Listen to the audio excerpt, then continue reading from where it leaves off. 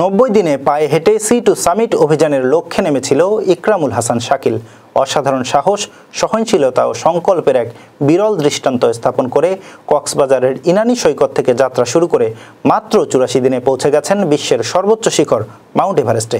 গড়েছেন অনন্য এক রেকর্ড। C2 সামিট নামে পরিচিত এই অভিযানের লক্ষ্য ছিল সমুদ্র পৃষ্ঠ থেকে এভারেস্টের চূড়া পর্যন্ত হাঁটা পথ পাড়ি দিয়ে 90 দিনের মধ্যে অভিযান শেষ করা। কিন্তু নিজের নির্ধারিত সময়সীমার আগেই ৮,৮৪.86 মিটার উঁচু শিখরে উঠে সপ্তম বাংলাদেশি হিসেবে ইতিহাসে নাম লেখান শাকিল। 25 ফেব্রুয়ারি ইনানীতে প্লাস্টিক দূষণে জর্জরিত সৈকতের পাড় থেকে যাত্রা শুরু করেন শাকিল।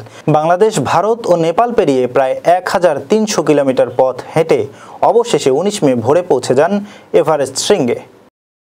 বঙ্গোপসাগর থেকে এভারেস্টের চূড়া পর্যন্ত পুরো পথ হেঁটে যাওয়া কোনো ছোট কৃতিত্ব নয়। নেপাল এবং বাংলাদেশকে আরও সংযুক্ত করার জন্য আপনার ভালো কাজ চালিয়ে যান। আপনাদের সকলকে অনেক অনেক ধন্যবাদ। Thank you so much. আমরা যারা পর্বত আরোহণ যাই, আমাদের পৃষ্ঠপোষকতা প্রয়োজন। যদি হয় তাহলে পৃথিবীর দুর্গম যে পর্বতগুলো আছে সেগুলো চূড়ায় বাংলাদেশের পতাকা তুলে ধরতে পারবো। এবং বাংলাদেশে অনেক সম্ভাবনাময় তরুণ যারা আছে পর্বত আরোহী হতে চায়, কিন্তু তার সাহস পায় না। আমরা নেগেটিভ অ্যাডভেঞ্চার ছেড়ে যেটা পজিটিভ অ্যাডভেঞ্চারের দিকে আসবো, সেই সুযোগটা পাই না।